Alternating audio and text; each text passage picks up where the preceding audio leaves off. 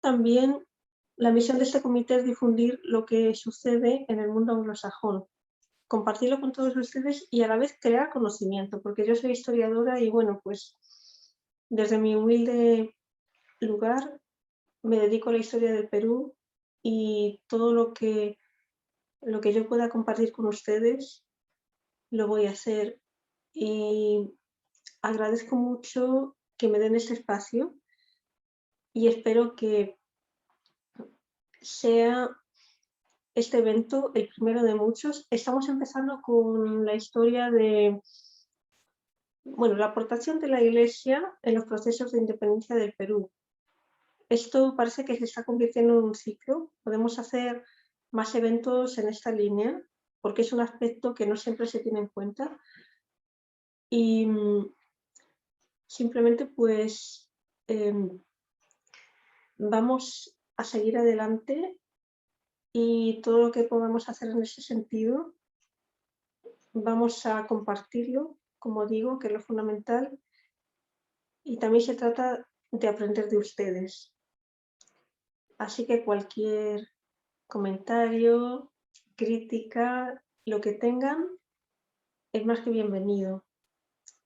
Y les agradezco mucho que me den esta oportunidad. Muchísimas gracias.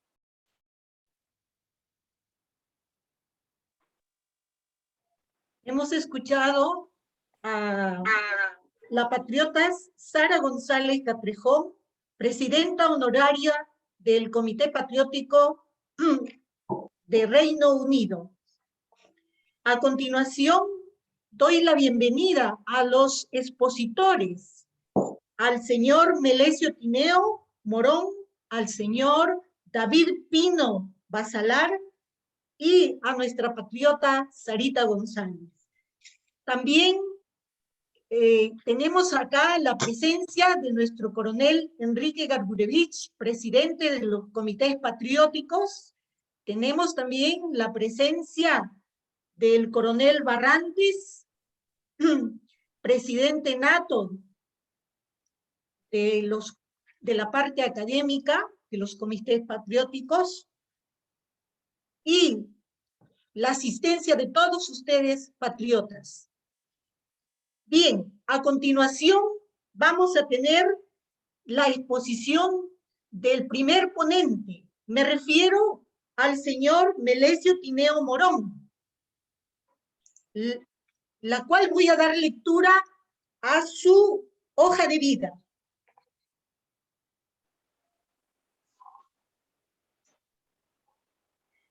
El señor Melesio Tineo es archivero autodidacta, director fundador del Archivo del Obispado de Huacho, director fundador del Archivo del Obispado de Huaraz, archivero responsable del Archivo de la Provincia Dominicana de San Juan Bautista del Perú, archivero auxiliar del Archivo Arzobispal de Lima. Ha publicado diversos libros relacionados con su labor archivística. Entre ellos tenemos Vida Eclesiástica, Perú Colonial y Republicano, catálogos de documentación sobre parroquias y doctrina de indios, Arzobispado de Lima, siglos XVI al XX, tomos 1 y 2 del año 1997 a 1998, catálogo de la serie documental de causas de visitas pastorales del Archivo del Obispado de Huacho, 1613-2003, catálogo de la serie documental de cofradías del Archivo del Obispado de Huacho, 1609-1937, catálogo de la serie documental de curatos del Archivo del Obispado de Huacho, 1979 y 2016. Bien, entonces tenemos la ponencia del señor Melesio Tineo. Adelante, estimado ciudadano Melesio Tineo.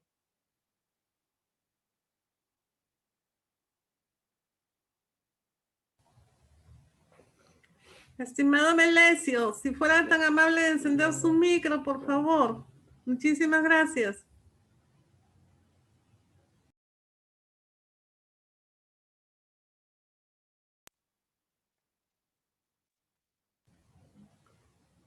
El micrófono, por favor. Estimado Melesio. Equitativos para que la discusión y el debate.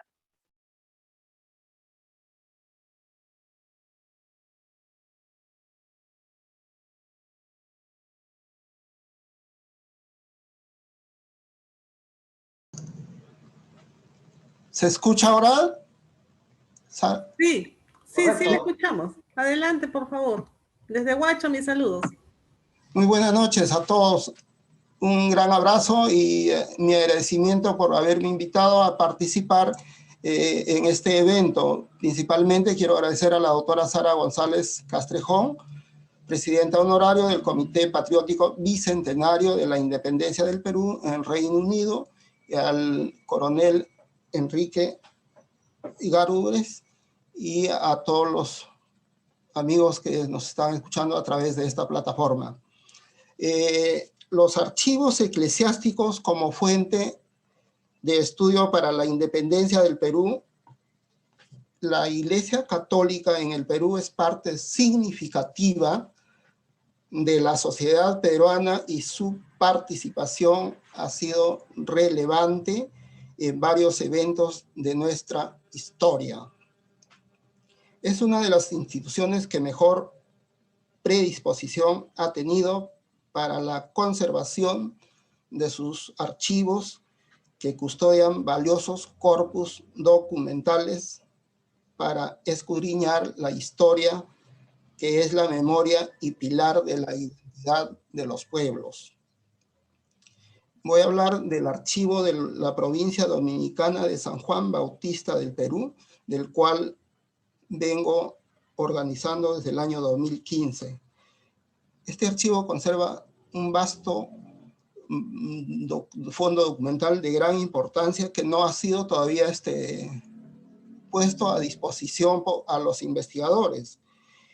Aquí se conservan, por ejemplo, todos los documentos relacionados a la serie de actas conventuales, donde están los documentos relacionados justamente que tienen que ver con el proceso de la independencia. Aquí están todos los documentos relacionados a las actas que los padres estaban a favor de la independencia del Perú.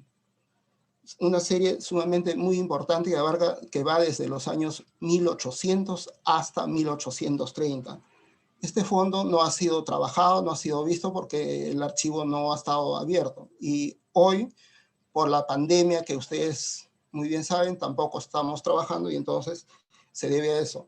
Otra serie importante que abarca ahí también en este archivo es la serie de documentos históricos. Creo que aquí habrá una mayor relevancia, digo, en esta serie de documentos históricos, porque aquí, catalogando y revisando el trabajo minucioso que venimos haciendo nosotros, encontramos una carta autógrafa del general don José de San Martín, fechada en 1821, el 3 de agosto. Entonces, es decir, 3 días después de haberse proclamado la independencia del Perú, dirigida al deán del Cabildo Metropolitano, donde le indica que a través de él motive a los sacerdotes que en todas las parroquias de la jurisdicción eclesiástica de Lima, en las homilías, hablen a los ciudadanos, a los feligreses, sobre la importancia de la independencia, que el Perú ya es libre. Este documento es vital porque es una carta autógrafa del mismo general San Martín, la cual está firmada por él mismo. Documentos así como estos hay muchísimos que están ahí esperando para que nuestros amigos investigadores pues acudan al archivo de la provincia. Igual hablamos en los archivos de Huacho, que ha mencionado mi querida amiga ahí. En Huacho, por ejemplo, tenemos los documentos, todos los documentos de las partidas de bautismo, matrimonios, difunciones durante este periodo de 1820, 21, 19, que están ahí. Personajes que tuvieron que ver, ¿no? Como las personas que eran jóvenes, se casaban, entonces vivieron todo eso. Entonces, ahí esas fuentes todos sabemos que son importantes, ahí están. Y gracias a proyectos digitalizados, nosotros tenemos colgada que hoy en día, gracias a la internet, se pueden ver todos estos documentos porque están colgados en la página de la Biblioteca Británica y también en la página de Family Share. Todos estos documentos felizmente se pueden ver gracias a la tecnología que hoy nos permite usar. Y otros archivos de la iglesia que todavía no están abiertos, muchos obispados y arzobispados y también órdenes religiosas que esperamos que pronto los abran. Y ahí pues habrán todos los documentos que nos falta todavía ordenar y hacer y poner. Entonces, ¿cuántos documentos no habrán relacionados al proceso netamente que nos involucra, que es la independencia, ¿no? Otras series de documentos que están también son la serie de curas patriotas, Jura de la Independencia, las cortes españolas, proclamas de los curas que ya daban en todo eso, y que la doctora Sara creo ha fichado algunos documentos del archivo arzobispal de algunas proclamas, ¿no? Y como ustedes saben que la Junta Eclesiástica de la Purificación justamente se creó con la finalidad de poder comprobar si los sacerdotes o las iglesias, los miembros estaban pues debidamente de acuerdo con la independencia, ¿no? Con ese fin se creó la Junta Eclesiástica de la Purificación de evaluar la conducta de los curas. Este fondo, por ejemplo, es sumamente valiosísimo porque aquí hay muchísima información para poder trabajar. Hay otros archivos que estamos trabajando que lamentablemente los proyectos se han paralizado debido a esta emergencia sanitaria que estamos viviendo, pero esperemos que pronto pase y vamos a poner también a disposición eso. Hablar más de los archivos y de las fuentes es sumamente importante, y los amigos que investigan y van podrán comprobar porque estos documentos son confiables, tienen la veracidad de lo que se está diciendo porque está escrito. Aquí no hay que lo inventó alguien, nada, sino ahí están los documentos escritos y producidos en el momento que sucedieron estas cosas. Yo los invito más bien a todos ustedes que revisen la página del Archivo del Obispado de Huacho, a través de la página también del blog que tenemos y también de la Biblioteca Británica y de Family Share. No quiero alargar más esto y quiero felicitar a todos los que están participando. Gracias, y gracias Sara por invitarme. Gracias David Pino, un abrazo, un saludo a muchísimos amigos que estoy viendo aquí y que a través de esta plataforma nos permite vernos y darnos un abrazo virtual. Muchas gracias. Gracias, señor Tineo. Un aplauso para él. Bien, continuando con las exposiciones, tenemos al señor David Pino Basalar.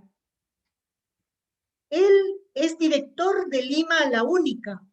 Ha sido investigador de la historia de Lima por el Instituto Seminario de Historia Rural Andina de la Universidad de San Marcos y realiza esta actividad de manera independiente. Ha sido conductor de un programa de televisión digital de entrevistas sobre Lima.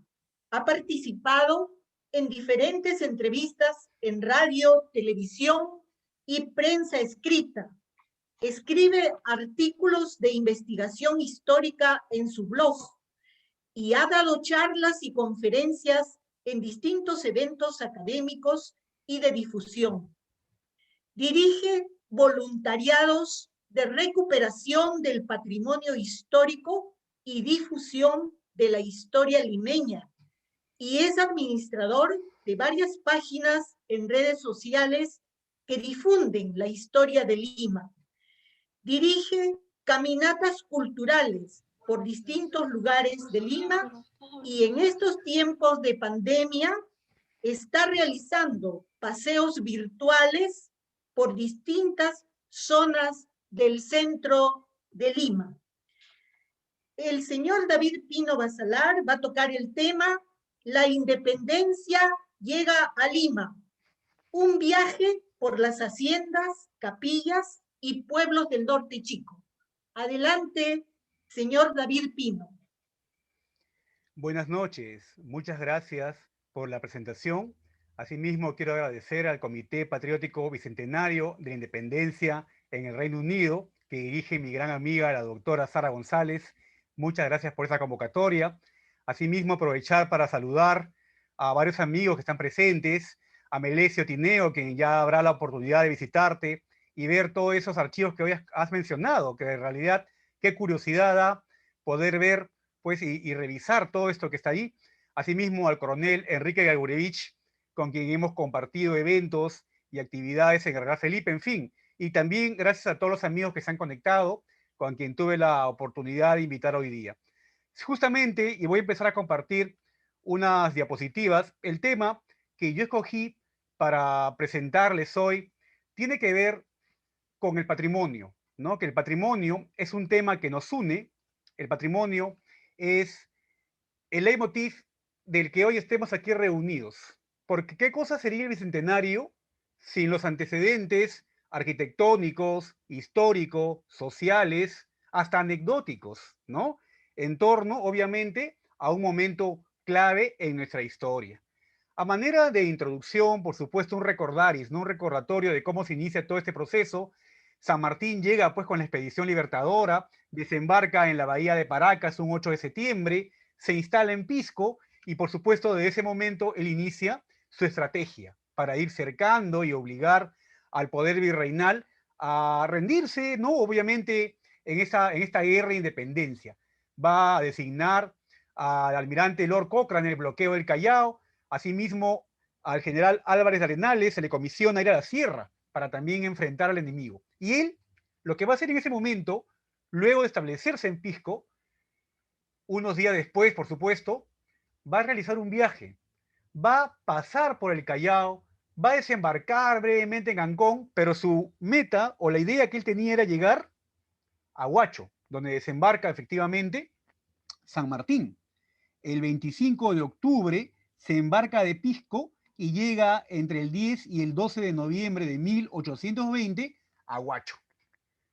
De allí, él se dirige 4 kilómetros de Huacho, se encuentra la ciudad de Huaura, ¿no? La ciudad de Huaura es una ciudad con un pasado virreinal, y eso lo prueba, justamente asociado al tema que hoy nos convoca, las edificaciones religiosas, y por supuesto la presencia de las órdenes religiosas que se han establecido allí. San Martín llega a Huaura y se sabe de que va a ocupar muchos lugares que hoy son importantes en el marco del Bicentenario, empezando, por supuesto, con esta magnífica casa que se encuentra en la Plaza de Armas, que estuvo justamente frente a la antigua iglesia principal de Huaura, y donde él va a instalar su oficina y también va a pernoctar. No va a ser el único lugar en Huaura donde él va a pasar sus días antes de llegar a Lima. Por supuesto, van a haber otras haciendas y pueblos que hoy vamos a repasar en el tiempo que tenemos, a partir de fotografías que he tomado en un viaje que hice no hace mucho por estas tierras, y que se convierte justamente en un patrimonio que debe difundirse, que debe conservarse y que, por supuesto, debemos sentirnos orgullosos, ya que estamos en el marco del Bicentenario. Y como dije al principio, qué mejor que recordar estos lugares donde se fue gestando, ¿no? Una cosa bien curiosa es cuando San Martín desembarca en Huacho y en Pisco inclusive antes, ¿no? Había un temor en la población. La población de estas zonas, por supuesto, con la idea pues antigua de que los que desembarcaban eran piratas e iban a saquear sus propiedades, destruir sus templos y todo ello, había un temor respecto a qué clase de gente venía con San Martín. Ese temor poco a poco se fue disipando, ya que San Martín tuvo un trato respetuoso con las poblaciones, con las haciendas, y muchos de ellos, de manera voluntaria, se van a acercar a ofrecer sus mejores servicios a la causa emancipadora. Por ejemplo, podríamos tocar un tema así de, como se dice, de refilón. Van a haber muchos esclavos de las haciendas de la zona que se van a sumar al ejército libertador.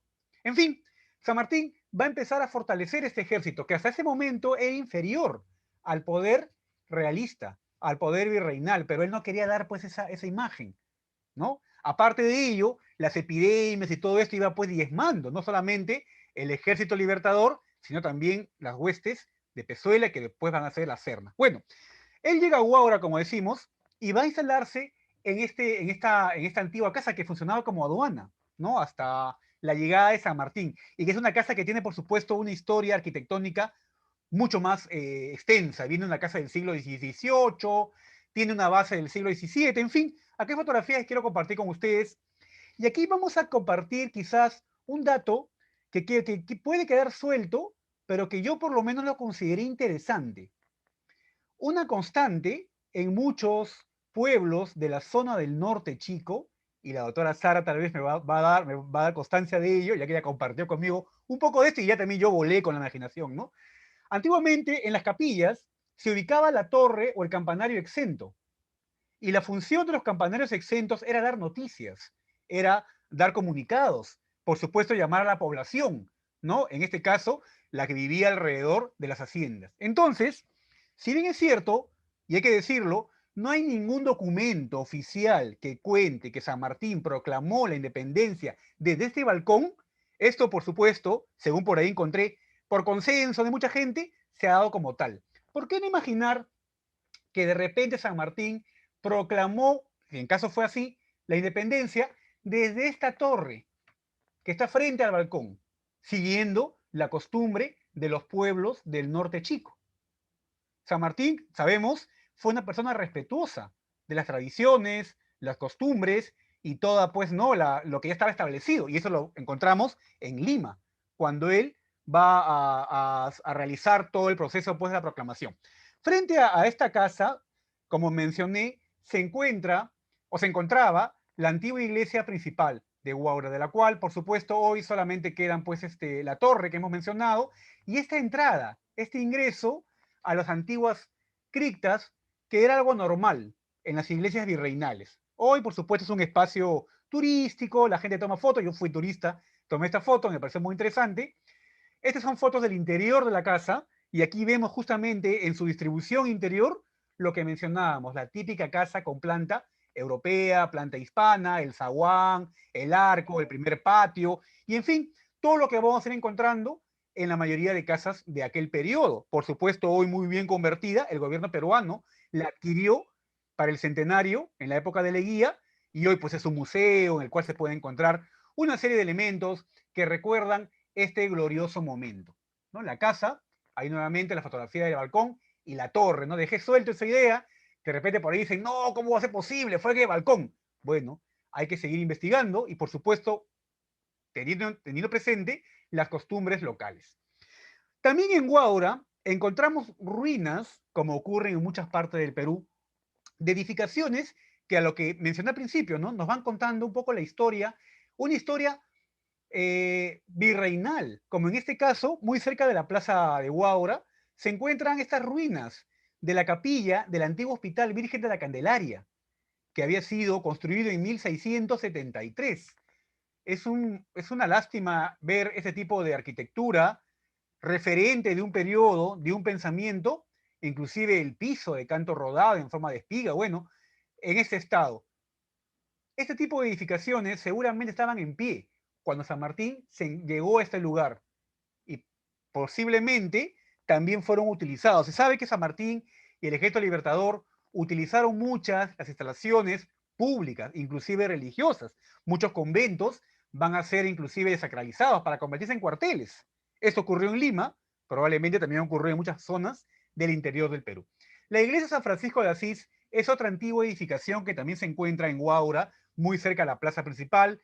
El día que yo visité ese lugar, por supuesto, atraído por su arquitectura, al ir por la calle lateral y ver esa espléndida nave que nos remonta a un uso, por supuesto, de hace cientos de años, encontré este detalle, este pequeño detalle entre rejas, y yo dije, no, tengo que ir y ver qué cosa es. Por tanto, Era un colegio, es un colegio me parece hasta este momento, ingresé y encontré esta magnífica portada, que es, como menciono, este patrimonio que debemos querer y cuidar, y por supuesto difundir dentro de esta edificación religiosa, la iglesia de San Francisco de Asís. Saltamos en este lugar, por supuesto, a otros espacios donde también encontramos esta evidencia del paso de la Fuerza Libertadora y, por supuesto, como mencioné hace un momento, la disposición de los hacendados y los trabajadores de sumarse a la causa de la independencia. Otra de estos antiguos pueblos y a la vez haciendas que se ubican en Huaura es la de Vilcahuaura, ¿no? La hacienda de Vilcahuaura, interesantísima. Hoy existe la capilla. Esta estuvo bajo la administración de los jesuitas. Qué bueno, qué hacienda no estuvo en realidad, ¿no? Bajo la administración de los jesuitas, sobre todo en estas zonas de la costa. También esta hacienda estuvo en manos de ellos. Hoy, por supuesto, se levanta una iglesia que tiene intervenciones realizadas en el siglo XIX. Esto nos lleva a una pregunta. San Martín llegó en 1820. Todavía buena parte de la arquitectura de esas iglesias era del periodo barroco o rococó, por lo menos, ya que muchas de estas edificaciones que hoy encontramos tienen una intervención neoclásica, quizá realizada después de la llegada de San Martín. Por tanto, nos gustaría imaginar que esta tal vez fue una de las capillas que él visitó, quizá llegó a misa. San Martín, por cierto, vivió 8 meses en Huaura. No fue un paso efímero. Él se quedó a vivir allí. Vivió, por ejemplo, también en una hacienda llamada, esos son detalles, por cierto, de Vilcahuaura, en la fachada y el ingreso, vivió en una hacienda llamada El Ingenio, de la cual tengo fotos que voy a compartir más adelante, ¿no? Este tipo de arquitectura interior de la iglesia de Vilcahuaura la remonta pues a una intervención del neoclásico, que creo yo podría ser posterior a la llegada de San Martín. Creo yo, pues quizás habría que ver los documentos, Melesio ahí en el archivo debe tener información para poder llegar a definir realmente las fechas, pero es interesante en todo caso ver los lugares que hasta hoy se conservan y que seguramente fueron los mismos lugares que vio el general San Martín. Detalles del retablo mayor de la iglesia de Vilcahuaura.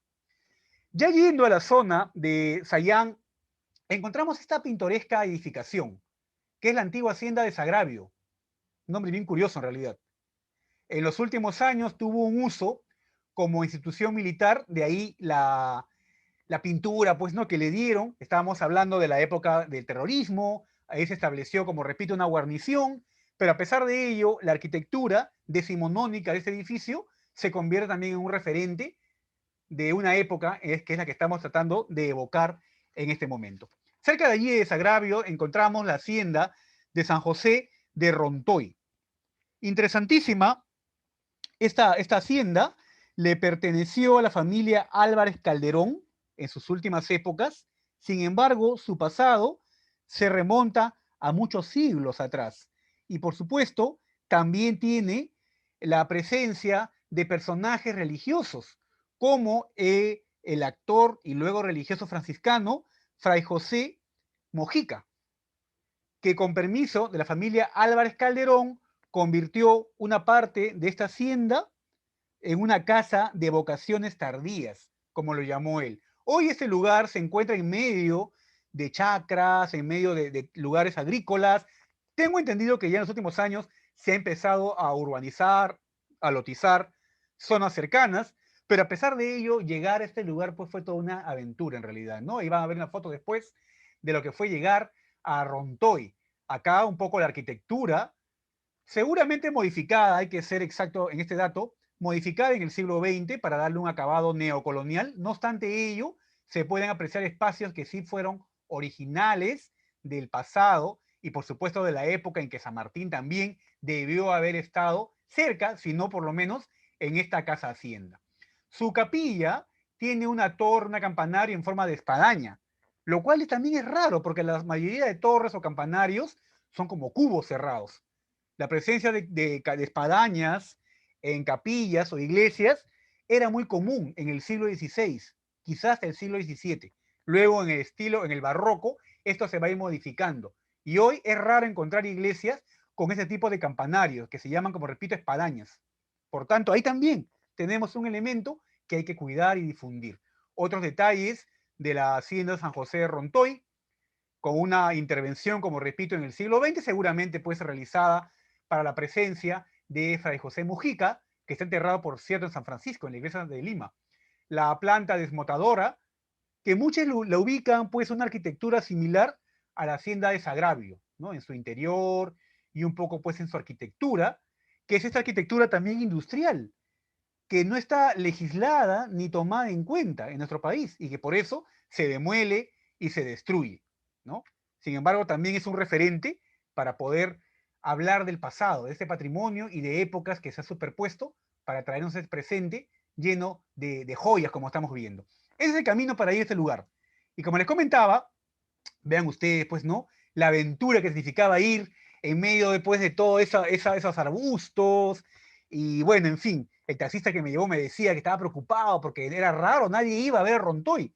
No, yo era un bicho raro en esa época que fui. Supongo que habrá sido un caso raro, porque yo creo que ese lugar sí es visitado, puede encontrarse fotos en internet, mucha gente la difunde, y eso es lo más importante. Esta es la hacienda que les comentaba, la hacienda El Ingenio. Esta hacienda es importantísima, ya que se menciona, bueno, yo pienso, he encontrado en los datos que he buscado, encuentro que cada lugar dice, acá vivió San Martín, acá vivió San Martín, o sea, todos se disputan, ¿no? San Martín, que ha vivido en el lugar. Yo creo que San Martín, en 8 meses que estuvo en Huaura, en esta parte del valle, ¿no? Norteño, el norte chico, estuvo en varios lugares.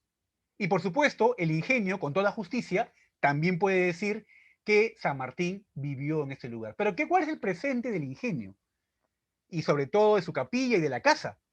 Bueno, la casa hoy le pertenece al grupo Wong, ha pasado de propietarios muchas veces desde la época de San Martín, le perteneció, por cierto, en la época de San Martín, un poco antes, al conde de Fuente González. Para dar un dato así anexo a este dato, el conde de Fuente González fue el propietario de la actual Casa Barbieri, que se encuentra en el centro de Lima, en la esquina de los Girones Callao y Rufino Torrico. Y fue el último gobernador militar de Lima. Participó en las conferencias de Miraflores, del lado realista, contra, o en todo caso, frente a Tomás Guido, ¿no? Que fue enviado por San Martín, en estas conferencias que no funcionaron. Finalmente, Pezuela pues no cedió a lo que San Martín le proponía. San Martín, con esta guerra que hemos dicho, pues esta estrategia, ¿no? De querer demostrar superioridad al enemigo, va causando estragos en el ejército realista, hasta el punto que Pezuela va a ser pues derrocado, ¿no? La Serna va a tomar el poder y bueno, se va a dar la conferencia de Punchauca, que es otro tema, por supuesto, ¿no? Bueno, es el presente de esta hacienda, donde también vivió Bolívar. Se puede todavía apreciar ahí detalles de una arquitectura del siglo XVIII, ¿no? Que es lo que vemos, ese tipo de arquitectura en la puerta, detalles, son de estilo rococó, y lo emparentan en el siglo XVIII. Y su capilla, que también tiene intervenciones del siglo XIX, se levanta ahí. Hasta el día de hoy se sabe que se abre para ciertas festividades que se realizan en el lugar. Y acá lo interesante de esta iglesia, bueno, entre los datos históricos, que se llamó San Andrés originalmente. Se llamó San Andrés y luego va a cambiar, pues, ¿no?, al nombre de San José, como lo conocemos hoy. No sé cómo esté con el tiempo. La hacienda Retes, importantísima también en este proceso del Bicentenario. También es un lugar donde un regimiento, nada menos que el batallón Numancia del ejército realista, se pasó al lado patriota. Por supuesto fue un golpe moral, va la redundancia, desmoralizó a las fuerzas realistas, un batallón de 600 hombres. Aquí en este lugar se dio esa ceremonia. Y por supuesto también aquí, como en todas partes, dicen que vivió San Martín. Tal vez en los 8 meses, seguramente también aquí él habitó. Ahí se encuentra el Museo de Sitio, cuartel general del Libertador Don José San Martín. Menciona ahí Retes, Guara del Interior. Es una sucesión de cuartos con estas puertas que nuevamente, repito, la emparentan en una edificación del siglo XVIII. Ahí un busto de San Martín, todas las placas indicando la importancia del lugar. Y ya para finalizar con la imagen siguiente y una reflexión. He querido compartir, por supuesto, sé que el tiempo siempre es tirano, es breve, pero vean ustedes cuánto patrimonio, y todavía me falta muchísimo más. No hemos hablado de la Huaca y la Hacienda San José y otras haciendas más que hay en el norte chico. Pero en estas relacionadas al paso de San Martín, hay un detalle y una constante en varias de ellas. Están descuidadas por sus autoridades. Seguramente los comités patrióticos están trabajando activamente para difundirlas, para mantenerlas en buen estado, pero ¿qué pasa con las autoridades? ¿Qué pasa con ellos? ¿Qué están haciendo por este patrimonio? Estamos ya a unos días, o sea, ni siquiera es un año, medio año. Estamos a pocas semanas del bicentenario. Cada uno de estos espacios tienen la huella, la energía, para lo que creen en el tema, ¿no? La energía del paso de ese gesto libertador que finalmente pues consiguió que hoy seamos un país libre, como cantamos en el himno nacional. San Martín luego se enrumbaría a Lima, ¿no? En donde entraría el día 12 de julio de 1821, luego de pasar varios meses en el norte chico, visitando capillas seguramente, pueblos, recibiendo a mucha gente y por supuesto sumando personas a la causa de la independencia. Se sabe que él viene por el norte evidentemente, según consulté a los historiadores del Instituto Sanmartiniano, hay la probabilidad que él haya ingresado al venir por el norte por la portada del Callao, que estaba en la Plaza 2 de Mayo. Yo quiero imaginar que tal vez en el deseo de San Martín de pasar desapercibido, haya ingresado cruzando lo que hoy es el Rímac por el antiguo puente de Maromas, que era un puente de madera ubicado donde hoy está el puente Balta, para poder así llegar finalmente a la casa del marqués de Montemira, que estaba en la avenida Bancay, en la cuadra 2. Y desde ahí, por supuesto, iniciar ya todo este proceso de la independencia. Para finalizar, y justamente la reflexión que quería darles, ¿qué ocurrió en Retes? Desafortunadamente, la capilla fue demolida. Fue noticia en muchos medios y hasta el Ministerio de Cultura, lamentablemente, en su momento, o por lo menos algunos funcionarios, avalaron esta destrucción. No permitamos que esto siga ocurriendo. Lo poco que nos queda, referentes de una época que debemos recordarla de por vida, deben cuidarse y conservarse. Muchas gracias.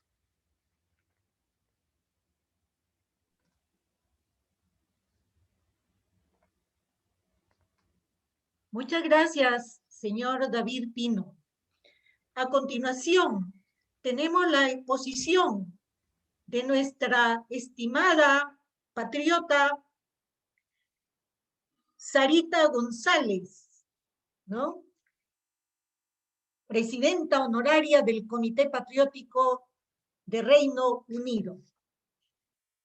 A ver, la patriota Sarita González es licenciada en Humanidades. Su especialidad, Patrimonio y Cultura Hispánica. Es magíster y doctora en Historia del Arte por la Universidad de Castilla-La Mancha, en Toledo, España. Investigadora externa en la Universidad San Martín de Porres. Ha sido 2 veces becaria de British Academy, programa Small Research Grants, y también ha sido becaria del Ministerio de Educación y Cultura de España, beca de formación del profesorado universitario. The Association of Art Historian y del programa Leonardo da Vinci II de la Unión Europea. Es consultora del Musée du Quai Branly en París, del Archivo General de la Nación y otros archivos eclesiásticos. Entre sus publicaciones tenemos 3 libros. Primer libro, Visual Reconstruction of Pre-Hispanic History in Colonial Perú, 1570-1780. The Inca Caesars of Short Day, Rutel 2022, en preparación. Otro libro, Templos Virreinales de la Sierra de Ollón y Huaura, estudio artístico e iconográfico, Lima, Universidad San Martín de Porres y Obispado de Huacho 2019. el tercer libro, The Musical Iconography of Power in 17th Century Spain and Her Territories, London, Pickering, Inchalt, 2013. Nuestra estimada patriota va a dar el tema Apuntes sobre la participación del clero rural en el proceso de la independencia del Perú. 3 casos inéditos de la Sierra Central, Naván y Andajes, en la provincia de Ollón, y Mangas, en la provincia de Bolognés. Adelante, patriota Sarita González.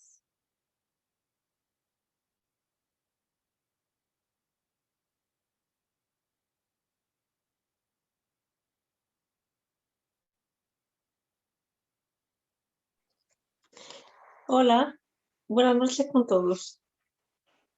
De acuerdo. Entonces comienzo con mi ponencia. ¿Me escuchan, verdad? Bueno, cuando se iniciaron los procesos de independencia americanos, la Iglesia del Perú contaba con un arzobispado capitalino en Lima y 4 obispados provinciales en Cusco, Arequipa, Trujillo y Huamanga. Era una institución poderosa y respetada, pero social e ideológicamente heterogénea, cuyos miembros colaboraron con ambas facciones, realista y patriótica, de acuerdo con sus convicciones políticas o con sus intereses pastorales o comunitarios. Para dificultar más las cosas, en aquella época, muchos obispos y sacerdotes eran no solo súbditos de España, sino además peninsulares, de modo que les resultaba difícil someterse al nuevo poder ejecutivo sin plantearse que de alguna manera traicionaban a la padre patria. El término súbditos de España, entre comillas, independientemente del lugar de nacimiento de cada prelado, se refería a la vinculación y dependencia en que la Iglesia peruana se hallaba respecto de la autoridad real española por razón del patronato regio, es decir, el ejercicio por parte de la monarquía de toda la mayoría de facultades atribuidas a la Iglesia en el gobierno de los fieles, lo que convertía a los reyes de España en la máxima autoridad eclesiástica en los territorios bajo su gobierno. ¿Pasa, por favor? David, ¿puedes pasar? Ya. Vamos a conocer lo que es el patronato regio. Ok. Este poder que los reyes tenían sobre la Iglesia en las Américas les fue otorgado por las llamadas bulas alejandrinas del Papa Alejandro VI y fue confirmado por la bula Universales Ecclesiae de Julio II, el Papa Julio II, fechada el 28 de julio de 1508. La corona española tenía el poder sobre los asuntos misionales de Indias y en el siglo XVII lo consiguió sobre la congregación de la propaganda fidei, propaganda de la fe. A sus titulares correspondía, pues, la difusión de la fe, la distribución y delimitación de las sedes episcopales y la sustentación y administración económica de las misiones, facultades no concedidas hasta entonces a ningún otro príncipe de la cristiandad y que a fines del siglo XV eran de la exclusiva incumbencia de la Santa Sede y de las órdenes religiosas. Las reformas de Carlos III hicieron migrar la idea del patronato regio al regio vicariato, que implicaba que el monarca español tenía también la facultad de ser vicario por la naturaleza de su propio poder real y no solo como una concesión otorgada por el Papa. Es decir, en el siglo XVIII el Papa dijo, puesto que tenemos todas estas atribuciones dadas por los papas de que nosotros podemos hacer básicamente lo que queremos con la Iglesia en los territorios que conquistamos y evangelizamos, lo vamos a hacer. Y ya está, porque nosotros somos vicarios del Papa, porque eso está implícito en las bulas que antes nos han otorgado todos estos poderes, lo cual era bastante, digamos, ¿cómo puedo decir? No era tan claro, ¿no? Y entonces, lo que fuera del Papa tenía conflicto con lo que fuera de la monarquía española, pero ellos pensaban que tenían la autoridad para hacer lo que ellos quisieran dentro de esos territorios, por esas bulas que hemos mencionado, de acuerdo con el patronato regio. Bueno, seguimos. Conocido es el apoyo a la causa independentista por una u otra razón, forzados por las circunstancias o no, de notorias personalidades religiosas como Bartolomé de María de las Heras, Navarro, obispo de Cusco y luego arzobispo de Lima, José Sebastián de Goyeneche y Barreda, obispo de Arequipa y después arzobispo de Lima, José Calixto de Orihuela y Valderrama, de la Orden de San Agustín. No pases todavía. Vuelve a, por favor, gracias. Bartolomé María de las Heras, gracias. O Francisco Javier de Luna Pizarro, no pases todavía. Un noble arequipeño de alto calibre intelectual que terminó sus días como arzobispo de Lima después de una brillante carrera política en la temprana República del Perú. Monseñor de las Heras, que es quien tenemos en pantalla, era un monárquico convencido. Al sublevarse en el Cusco los hermanos Angulo y Mateo Pumacahua en 1814, se involucró de lleno en la situación y escribió una carta a José Angulo, jefe de los insurgentes, en la que le pedía que depusiera sus armas. Aunque la solicitud no prosperó, su valiente actitud mediadora fue el precedente para su papel en la complicada situación política que se presentaba en el Perú. Mientras el virrey La Serna abandonó Lima y se retiró a la sierra con sus ejércitos ante el cerco de las fuerzas de San Martín, el carismático arzobispo permaneció fielmente junto a su pueblo, aun a costa de tener que firmar el acta de independencia y sacrificar así sus propios principios políticos.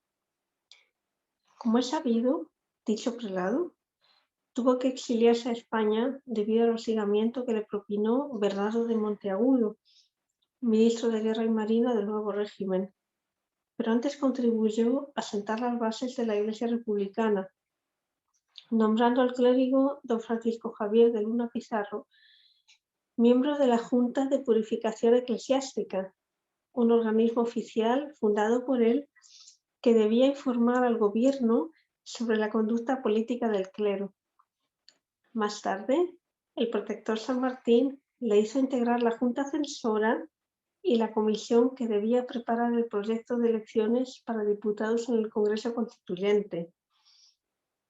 El padre Luna Pizarro fue presidente del primer Congreso Constituyente del Perú 3 veces. Pase, por favor. Bacán. Además, encargado del Poder Ejecutivo y presidente de la Comisión Nacional, para terminar como arzobispo de Lima en 1846 hasta su fallecimiento en 1855. Por otra parte, Monseñor José Sebastián de Goyeneche y Barreda, pasa por favor, David. Gracias. Que fue obispo de Arequipa entre 1818 y 1859. Estamos diciendo que fue arzobispo de Arequipa entre 1818 y 1859 y arzobispo de Lima desde 1859 hasta su fallecimiento en 1872. Fue el único prelado legítimo desde 1825 en el área comprendida por los actuales países de Perú, Chile, Argentina, Paraguay y Ecuador, debido al alejamiento o expulsión de otros obispos por el avance o triunfo de la causa republicana, y como tal se dirigió a León XII para que fueran reanudadas las relaciones de la Santa Sede con el gobierno del Perú, acerca de la necesidad de sacerdotes y de la dificultad de acudir a su congregación en las provincias apartadas.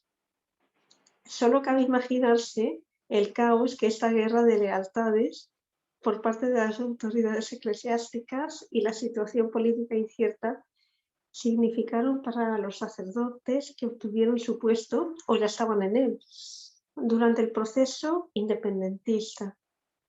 Para ello recurrimos a unos expedientes de curas rurales poco conocidos que provienen de las actas de la antes mencionada Junta de Purificación Eclesiástica o Junta Eclesiástica de Purificación, porque aparece con ambos títulos, ¿no? Bueno, vamos a ver. Con la instalación de la República, los curas diocesanos se veían en una encrucijada imposible. Para probar su patriotismo, no tenían más remedio que mostrar sus actas de nombramiento emitidas por los reyes españoles en virtud del ya nombrado patronato regio, para luego justificar su rechazo al poder real metropolitano. Bueno, entonces tenemos aquí, por ejemplo, el cura de Mangas, el cura de Andajes, de donde fuera, diciendo, primero, yo soy cura, la Junta de Purificación Eclesiástica. ¿Y cómo puede usted demostrar que soy cura? Porque el rey Fernando VII me ha nombrado cura y aquí está el acta. ¿Y usted es patriota? Por supuesto, yo detesto a Fernando VII, aunque me haya nombrado cura. Pero él me ha nombrado cura, entonces soy cura y necesito revalidación de mi cargo. Era una situación bastante complicada, como pueden imaginarse, ¿no? Entonces, primero tenían que demostrar su nombramiento por el poder metropolitano, es decir, por las autoridades españolas, para luego rechazarlo. Entonces, ¿cómo haces eso? Primero muestras el acta donde el rey español te ha nombrado cura, luego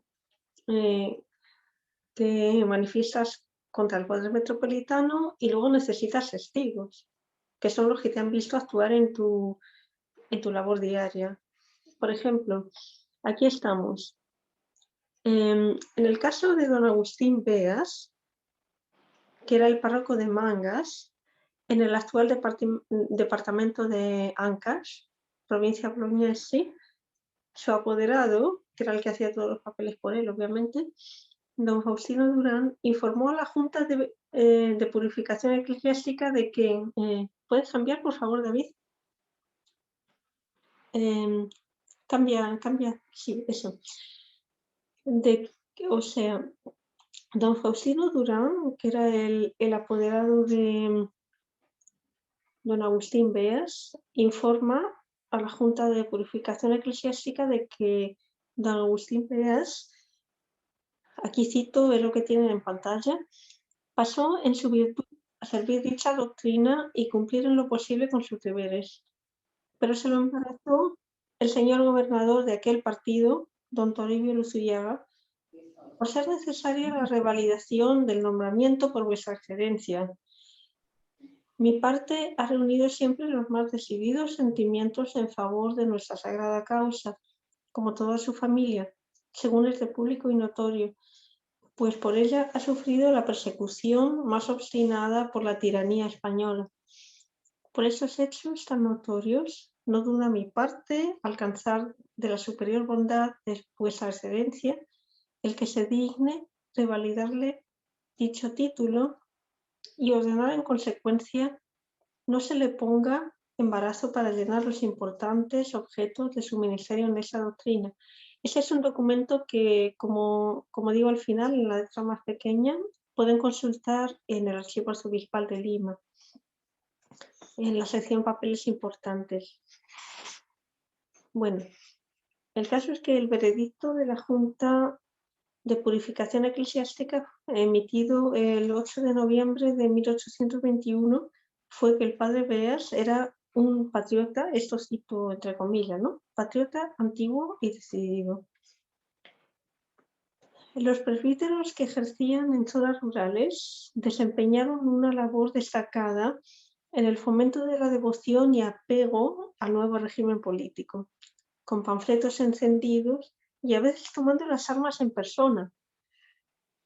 Por ejemplo, en 1821 y 1822, el distrito de Iguarí, en la provincia Huaral, aportó más de 280 pesos para la construcción del nuevo navío San Martín. Ya sabemos, ¿no?, que el original navío San Martín se había perdido en 1821, pero bueno, regresamos.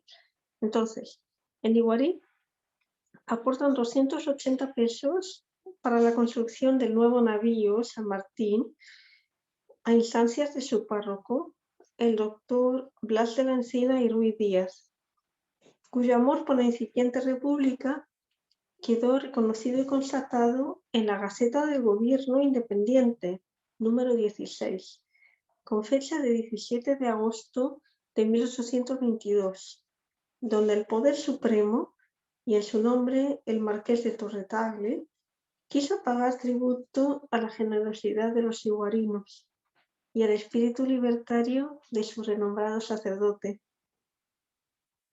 Ahora vamos con otro caso, y este es interesante. Cuando San Martín se encontraba en Huacho, mandó una misiva al presbítero Gabino Uribe. Pasa, por favor, David.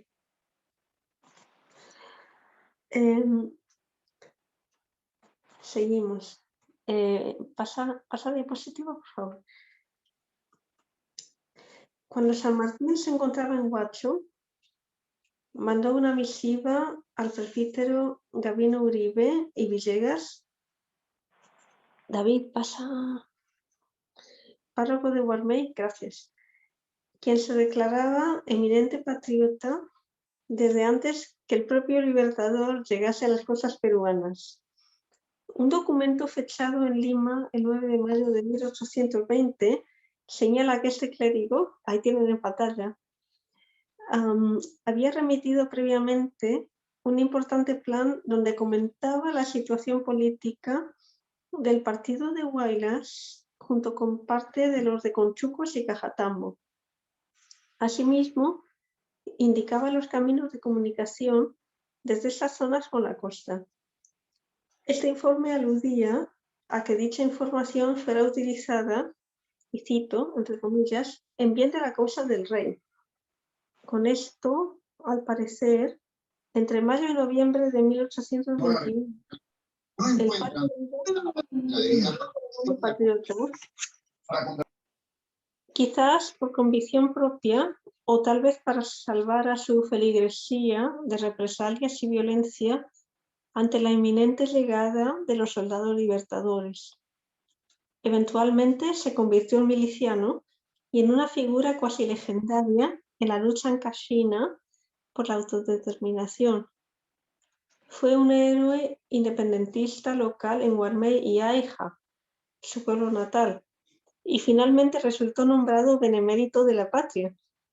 De hecho, existe un retrato, que es el que tienen en pantalla, un retrato obviamente idealizado, ¿no?, porque data de 1960 y fue realizado por el artista Leoncio Maguiña Morales, quien lo presenta como un clérigo nacionalista, intelectual y luchador, de pie junto a un crucifijo colgado en la pared, con su mano derecha sobre un libro que suponemos es el Acta de Independencia del Perú, ya que descansa encima de una bandera de la nueva nación, que cae sobre una estantería con libros, y también él aparece con un sable, ¿no?, en la mano izquierda,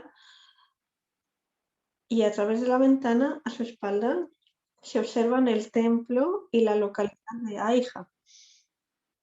Entonces estamos ante una interesante representación póstuma llena de simbolismo patriótico del hombre que cambió el curso histórico de una comarca entera. Por favor, ¿puede pasar la diapositiva? Aquí vamos. Otro caso bien documentado de un cura rural pro independencia es el de José María Delgado.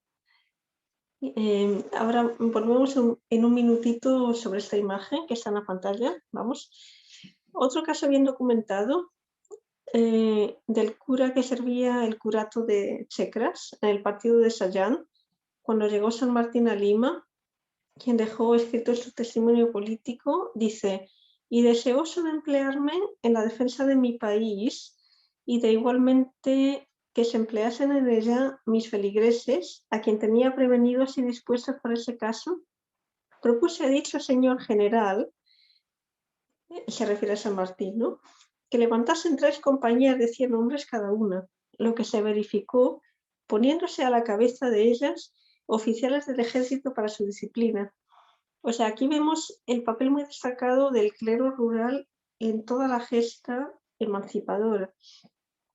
Construir o destruir vías de comunicación, unir o aislar personas, todas estas acciones eran una manera de dejar marca indeleble en la ruta hacia nuevos tiempos, o sea, lejos, no encuentro otra palabra, lejos de la dominación metropolitana, es decir, lejos de la dominación española.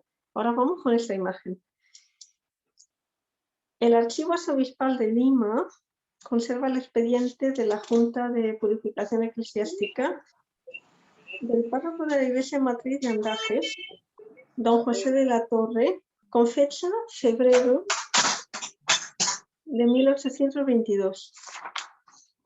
Para acreditar su patriotismo, este sacerdote proporcionó las informaciones de 2 testigos. Uno fue Pedro José Conejo. Conejo es un apellido bastante común en la Sierra de Lima. Bueno, este señor, Pedro José Conejo, era ayudante del ejército independentista y habló de la animadversión que el subdelegado de la provincia de Canta, don Nicolás Piélago, y otros 2 españoles le tenían cuando era cura de Lampián en 1818 y de que era considerado patriota por los amantes de la libertad locales. El otro testigo fue Manuel Porras, quien lo definió como patriota de origen, pues ya lo era cuando la causa de la independencia aún no tenía mucho apoyo ni una organización clara. Estos expedientes, por cierto, están en el Archivo Arzobispal de Lima, para cualquiera que lo quiera consultar. Vamos ahora con la imagen en pantalla. El templo de San... la anterior, David. Esa, gracias. El templo de San Pedro de Naván, que es la imagen que estamos viendo ahora, contiguo al de Santiago de Andajes. O sea, para explicarlo, Santiago de Andajes era la cabeza de parroquia y Naván era un anexo. Sin embargo, hicieron todo este, digamos, esta bóveda que es fantástica, sin ser ni siquiera parroquia ni subparroquia. Era un pueblo que tenía bastante orgullo y lo vamos a ver ahora mismo. Vamos a ver. O sea, estamos en San Pedro de Naván. Está cerca de Santiago de Andajes, en la Sierra de Lima, provincia de Ollón. Y tiene una manifestación visual que es la que tienen ustedes en pantalla ahora mismo, que se corresponde ideológicamente con la hoja de vida y el ideario del padre de la Torre. La techumbre que cubre el área del presbiterio, que es lo que están viendo ahora, está enlucida con yeso y cuenta con pintura mural que representa a 2 ángeles sosteniendo una corona sobre un medallón y una cinta que lleva los colores de la bandera peruana. Lo ven ahí en el centro, ¿verdad? La cartela central tiene la siguiente inscripción en latín, que comienza con la palabra Magnificat.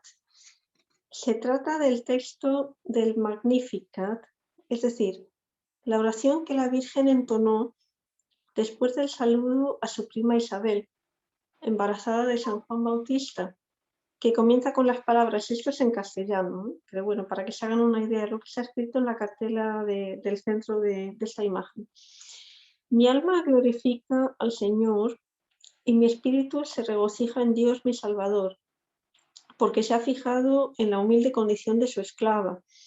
Desde ahora me llamarán dichosa todas las generaciones, porque el Todopoderoso ha hecho conmigo cosas grandes. O sea, esta plegaria que tenemos ahí en la cartela alude al hecho de que María es compendio de la Iglesia, la nueva Eva. En su ser se cumple la antigua ley y comienza la nueva, porque luego su unigénito encuentra al primer Adán en su seno maternal. El Magnificat es, pues, un canto profético. La Virgen, en su camino por las montañas de Judea, a la casa de Isabel, es tipo y compendio de la Iglesia futura que todavía está encerrada en su seno. A la vez es una canción de regocijo.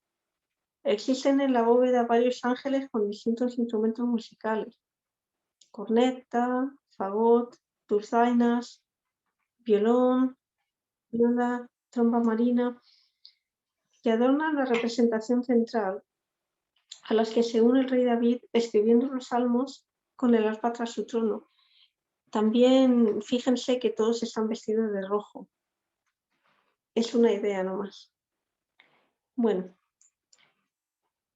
la arquitecta Patricia Navarro Grau, que restauró esta iglesia en 1998, o sea, hace bastante tiempo, en comunicación personal me dijo que esa pintura corresponde al año de 1821. Debe haber alguna inscripción por ahí que no se vea cuando uno la visita, pero yo la creo.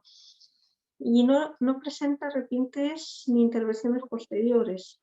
Si doña Patricia tiene razón, esta puede ser una de las primeras manifestaciones artísticas de la entonces emergente República Peruana, llena de optimismo, por otro lado, y quizás metáfora de la marcha del ejército del general San Martín por los Andes centrales hacia Cerro de Pasco, en busca de una nueva era libre del yugo español.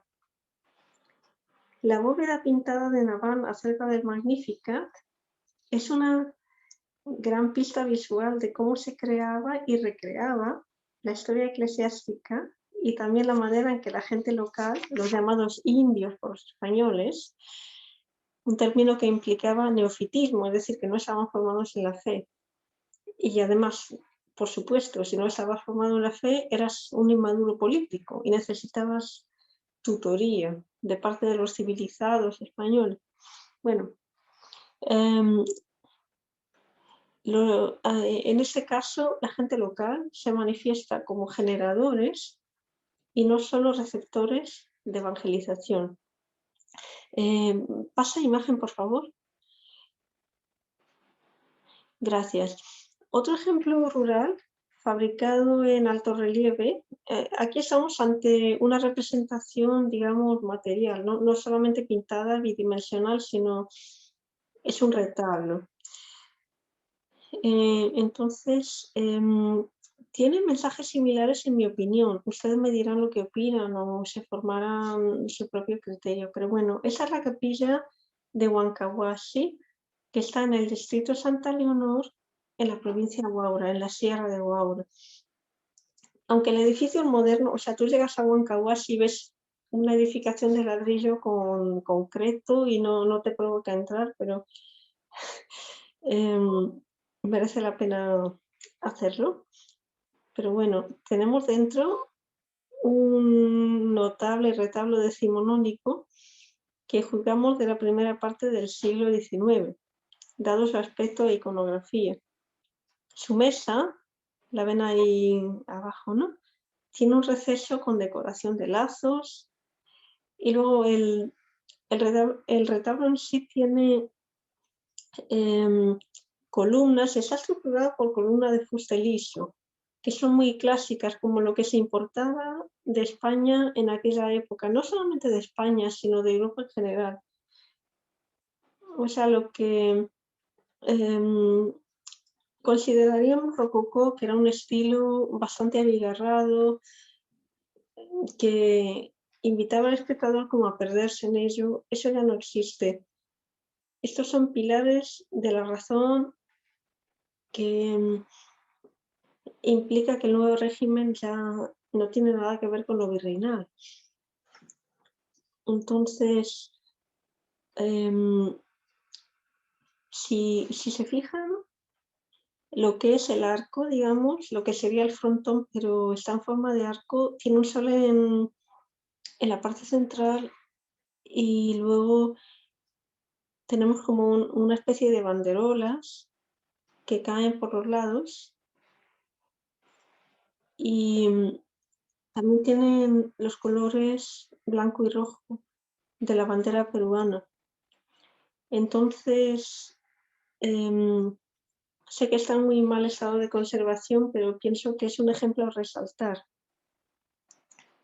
para la época que lo construyó. Y personalmente yo pienso que este retablo puede ser un equivalente escultórico de la pintura de bóveda de la iglesia de San Pedro de Naván que acabamos de discutir. Y bueno, conclusiones y termino. La iglesia en la independencia del Perú dio lugar a expedientes documentales y monumentos físicos, testigos de las contradicciones y desafíos de una sociedad en construcción, que exploraba caminos nuevos para autoexpresarse y mostrar una imagen confiada y poderosa ante el mundo moderno. Las experiencias del suelo rural son tan interesantes y valiosas como la de los prelados, aunque la voz de esos últimos fuera más escuchada y su ejemplo tuviera mayor peso en la emergente república. Es importante rescatar el legado de aquellos que cambiaron el destino de su país desde abajo. Los sacerdotes comunes, influyentes y respetados, desempeñaron un papel decisivo en la construcción del país, del Perú, por medios tanto verbales como visuales. Pasa página, por favor. Imagen. Gracias, David. Ya, muchas gracias y agradezco mucho su atención.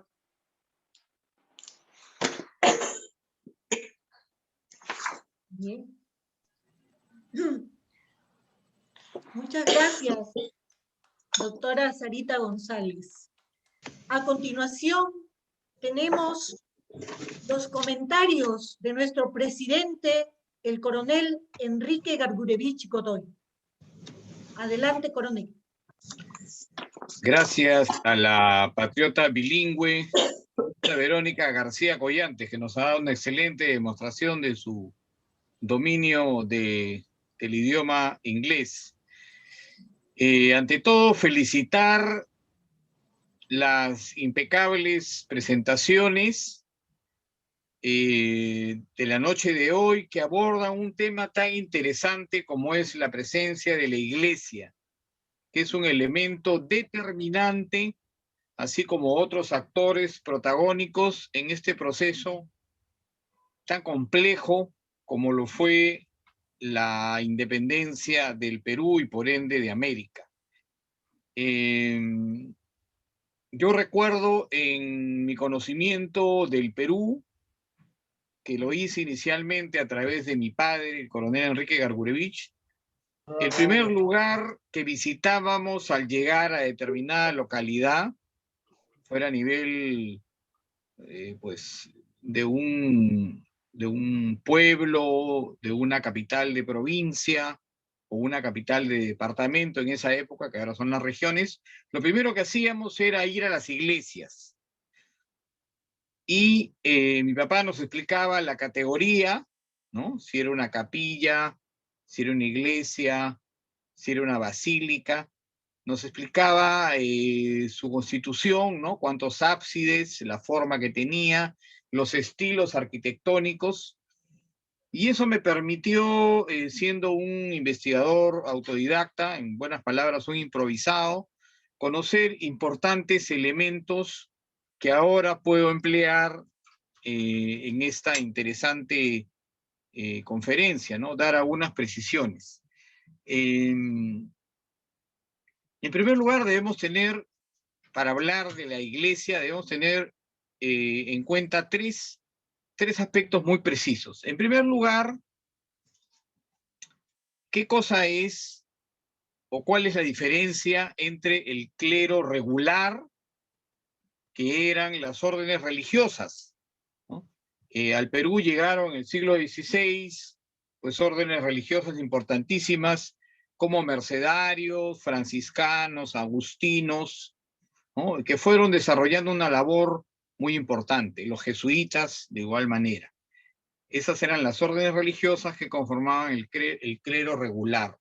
Y por otro lado estaba el clero secular, que no realizaban necesariamente votos monásticos, que estaban conformados por las categorías. Si estuviéramos en el ejército, diríamos los grados, ¿no? Los grados de oficiales, ¿no? Empezando por los diáconos, siguiendo por los presbíteros, como el caso específico, les pongo de ejemplo, del presbítero Matías Maestro, ¿no? Que a inicio del siglo XIX construye no solamente el cementerio, que ahora lleva su nombre, sino una serie de edificaciones. Y luego los obispos, ¿no? En el Perú, como ya lo ha mencionado Sara González, existía, pues, o estaba organizado, ¿no? Inicialmente con el obispado, que era el obispado de Lima, y inicialmente 4 más, ¿no? 4 obispados más, que eran Arequipa, Cusco, Trujillo y Huamanga. Otro aspecto importante que necesitamos conocer con relación a la iglesia y a la religión son las advocaciones.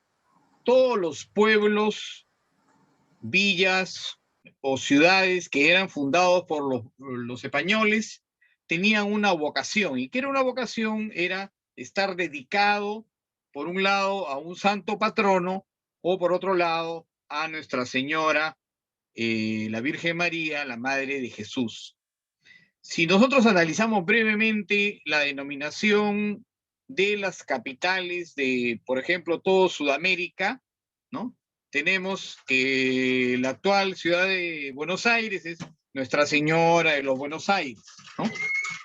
Si vamos a Paraguay, ¿no? Nuestra Señora de la Asunción, ¿no? Y en el caso de Lima, la ciudad de los reyes, porque está advocada a los reyes magos, no a los reyes de España como se cree.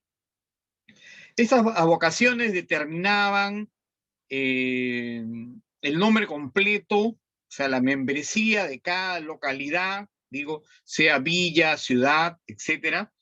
Y existe un caso único de una capital, de una actual república sudamericana que no lleva advocación. Este es un caso único que se los voy a comentar para que ustedes lo sepan y puedan también comentarlo a sus familias, a sus familiares y amigos, ¿no?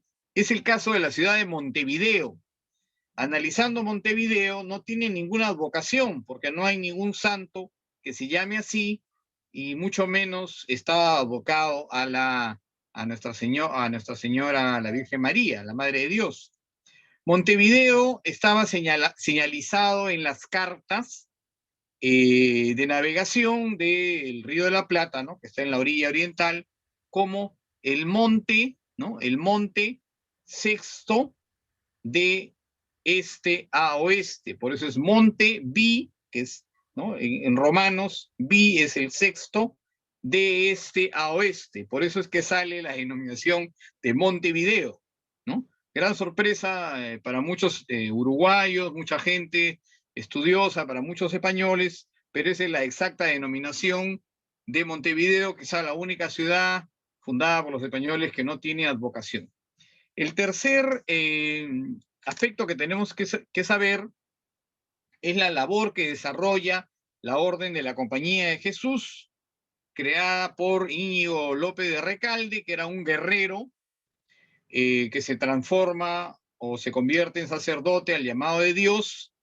Y esta compañía tiene una labor muy importante en toda América, ¿no? Se crean una serie de misiones en lugares tan importantes como la actual Argentina, Paraguay, etcétera, también en todos los valles de lo que es actualmente el Perú, y comienzan a crear una conciencia entre los americanos, una conciencia de poder tener una autosostenibilidad.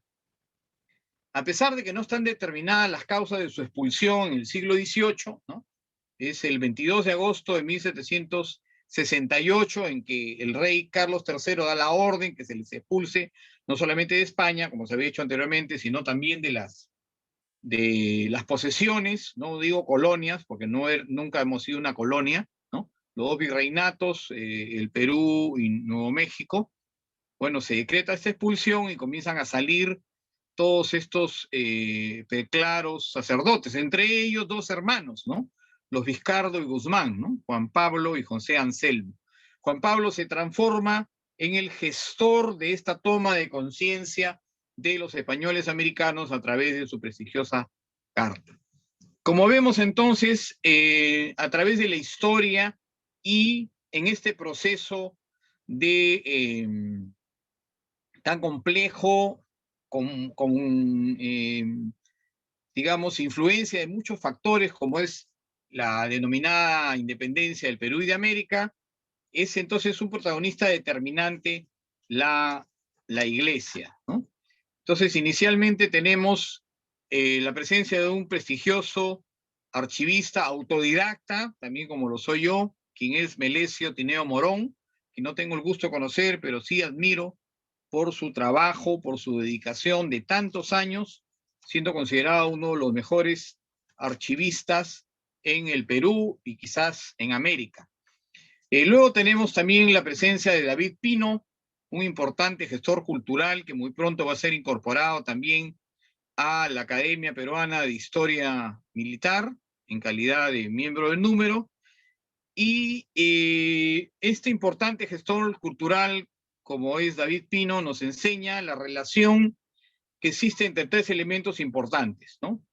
La idea de patrimonio, que se relaciona con la religión y a la vez con el concepto naciente de patria, ¿no? A través de, que es el fundamento de la independencia, ¿no?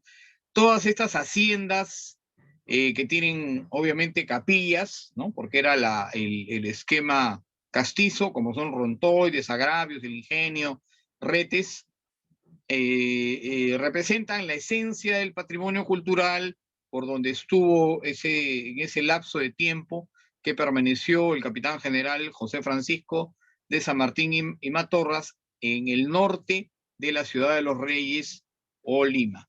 Quiero resaltar las impecables y excelentes fotografías que ha tomado este gestor cultural David Pino, que nos permiten de una manera didáctica y dinámica pues apreciar todo lo relacionado a este tema en cuanto a patrimonio cultural. Luego tenemos la presencia de Sara González, quien es presidenta honoraria del Comité Bicentenario de la Independencia del Perú en el Reino Unido. Es también miembro de honor de la Academia Peruana de Historia Militar, excelentísima académica. Pero yo creo que el mejor título que se le puede dar a la prestigiosa Sara González es el de la más peruana de las españolas y a la vez el de la más peruana de las residentes en Londres. Creo que esos dos títulos le vendrían mucho mejor por todo el trabajo desarrollado y que hace en favor de lo que yo siempre digo, la historia local, la historia regional, la historia oral, que es un componente importante de nuestra historia patria, que muchas veces es desestimado. Apaguen ese micrófono, por favor, tengan la gentileza. Gracias. Que muchas veces es desestimado, repito y reitero, esta historia local, regional, historia oral, es desestimada por historiadores, por académicos, porque dicen que no tiene un sustento, ¿no? Pero en realidad es lo que le da basamento, esencia a nuestra historia patria, ¿no? Sara González Castrejón es una de las cultoras por excelencia de estos aspectos. Estamos observando inicialmente dos aspectos importantes. No solamente la presencia de los prelados de la iglesia, si tuviéramos en el diríamos los generales, ¿no? Los generales, mariscales, sino también la presencia de diáconos, de presbíteros y diáconos que según el credo, el clero regular, hacen también el equilibrio de esta presentación. Es tan importante escuchar sus historias, analizar sus testimonios, revisar sus documentos históricos, como también conocer lo que hicieron estos prelados, ¿no? Como Bartolomé María de las Heras y Navarro, como Francisco Javier de Luna Pizarro, como José Sebastián de Goyeneche y Barrera. O sea, debemos equiparar esto, que nuestra historia sea una historia que incluya a todos, y en el caso específico de la religión o de la Iglesia Católica, en la independencia se tiene que incluir a todos, tal y conforme nos ha demostrado la prestigiosa Sara González. A través de esta Junta de Purificación Eclesiástica, que es un término desconocido para muchos de nosotros, para la mayoría de nosotros, ¿no? Tenemos la presencia de estos presbíteros y diáconos que desarrollaron una gran labor. Como sabemos, el caso de las lealtades era muy complejo, porque la mayoría de estos presbíteros y diáconos eran de origen peninsular, ¿no? Español.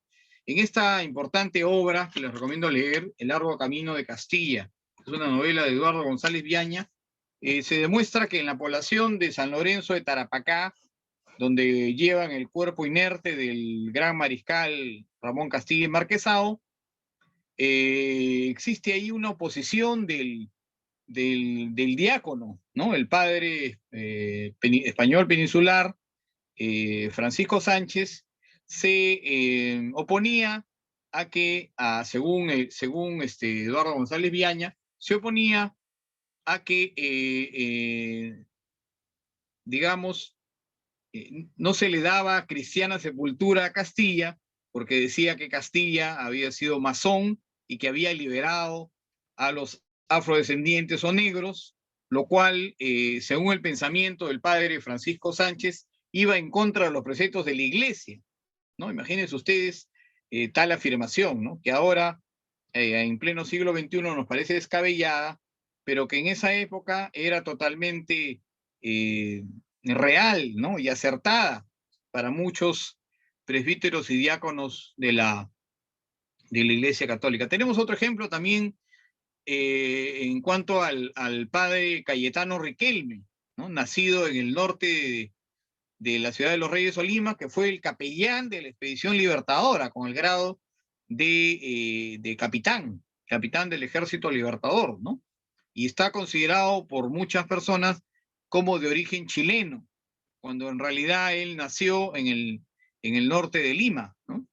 Creo entendido que fue en Pativilca o en Guarmey. Entonces,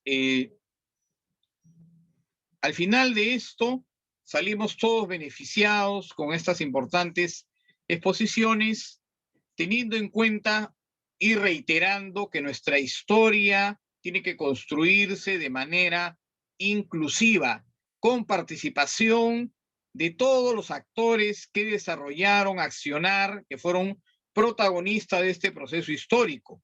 Y obviamente que la Iglesia Católica no queda exenta de este importante proceso de nuestra historia patria. Mientras más incluyamos a todos y a todas, vamos a tener una historia patria que nos dé como resultado completar nuestro proceso de identidad nacional que aún queda inconcluso. Por ello, me permito felicitar a la presidenta honoraria del Comité Patriota del Bicentenario de la Independencia en Reino Unido, darle el título de la más peruana de las españolas, de la más peruana de las residentes en Londres, que creo que se lo ha ganado, y sobre todo incentivarla a que continúen estos eventos de parte de su comité, porque de esa manera seguimos desarrollando una historia patria integral, inclusiva, como queremos, no solamente todos los peruanos, sino todos los que amamos al Perú, como el caso de la doctora Sara González Castrejón.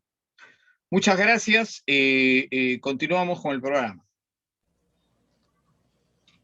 Bien, a continuación tenemos las palabras finales y de agradecimiento de nuestra gran patriota Sarita González.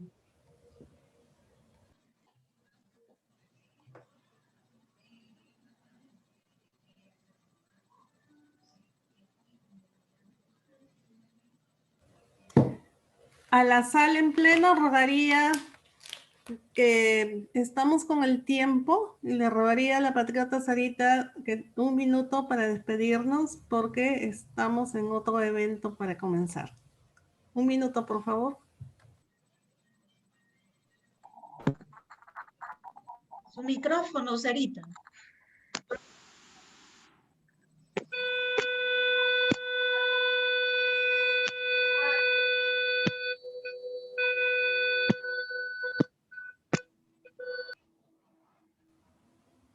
Su micrófono, por favor. Vale, solamente decir rápidamente, y me despido, que por supuesto la historia peruana necesita ser reivindicada en el contexto de la historia universal. Y puesto que yo tengo acceso a lo que está de moda, que no siempre es bueno, en el ámbito anglosajón, en el ámbito español, pues aquí vamos a seguir dando guerra y a simplemente pues mostrar lo que podemos hacer desde nuestro punto de vista como humildes ciudadanos. Y venga, adelante, paso de vencedores. Gracias. Muchísimas gracias. Adelante. Paso de vencedores. A ustedes Muy para buenas aguantar. noches. Agradecimiento a los ponentes, al señor Melesio, al señor David Pino. Muchas gracias. Ya, vamos a tener la próxima pronto. Ya estoy aquí arreglándolo todo. Muchas gracias, patriotas. Buenas noches. A todos. Hasta luego.